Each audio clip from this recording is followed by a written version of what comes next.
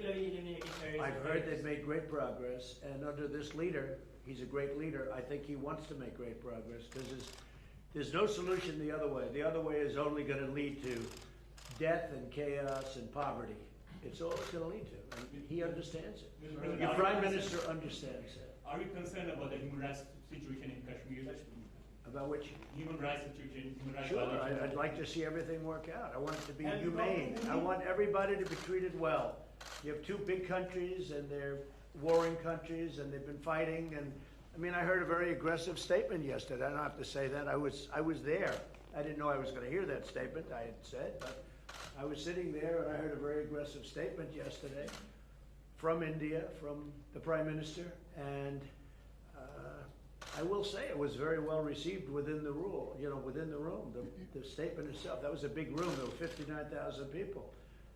But it was a very aggressive statement, and I hope that they're going to be able to come together, India and Pakistan, and do something that's really smart and good for both. And I'm sure there's always a solution.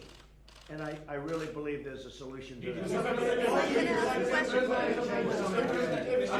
If you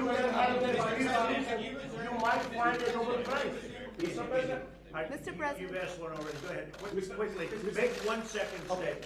Now, if you can solve this outstanding issue of Kashmir, very likely and definitely you will be deserving a Nobel Prize on that. I think I'll get a Nobel Prize for How about that? Mr. I think I'm going to President. get a Nobel Prize for a lot of things if they gave it out fairly, which they don't. They gave one to Obama immediately upon his ascent to the presidency, and he had no idea why he got it. And you know what? That was the only thing I agreed with him on. Mr. President. Mr. President. Mr. President. Right, come on. Other than Pakistan and India, the Kashmiri people are suffering last 15 days. They will talk later on, but right now there was human rights violation in Kashmir. 50 days lockdown, no internet, no food, nothing. So, what do you want to do for Kashmiri people? Where do you find reporters like this? These guys are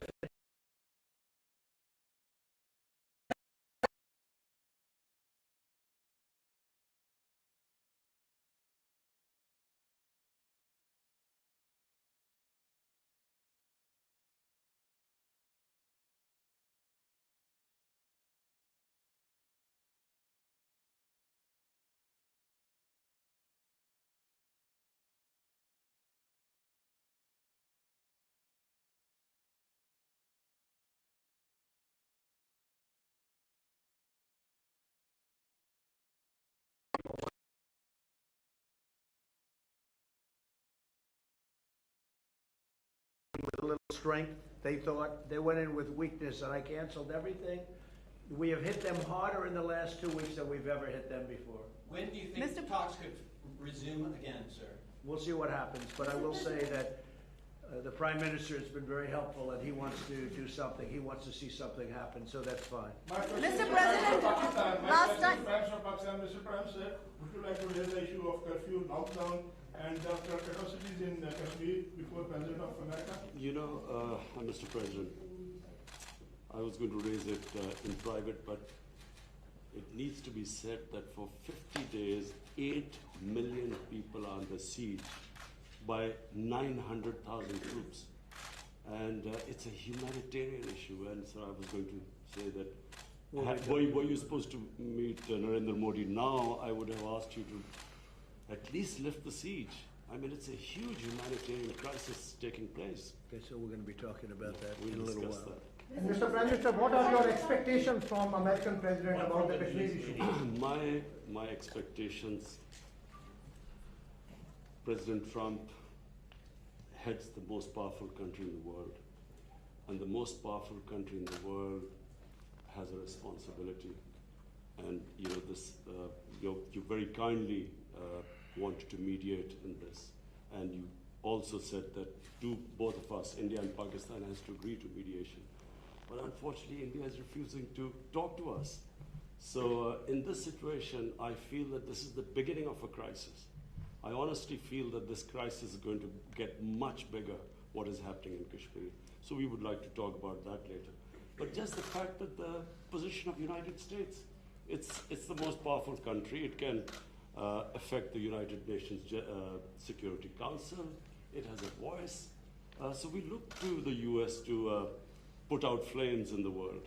I will say this, look, out of my respect for your Prime Minister, I will say that many countries wanted to meet with me and us, the United States, during this very short 3-day period, and we were unable to meet with many of them.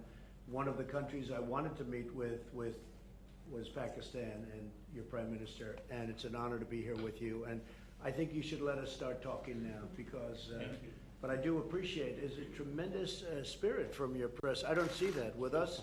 They want to always tear our country down, and with your press, it's really, they would like to see something positive for your country.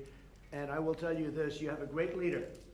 And he's a good man, he's a nice man, happens to be a great athlete, not that that matters, but it's always nice. You are a great leader too, sir. Love you. Thank you very much. You take care of yourselves. Thank you very much. Thank you, sir. Thank you. Everybody. Thank you very much.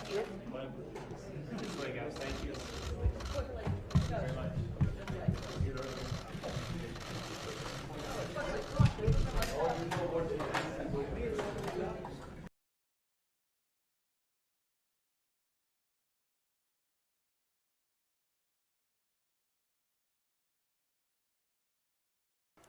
देश के सामने 70 साल से एक और बड़ा challenge था।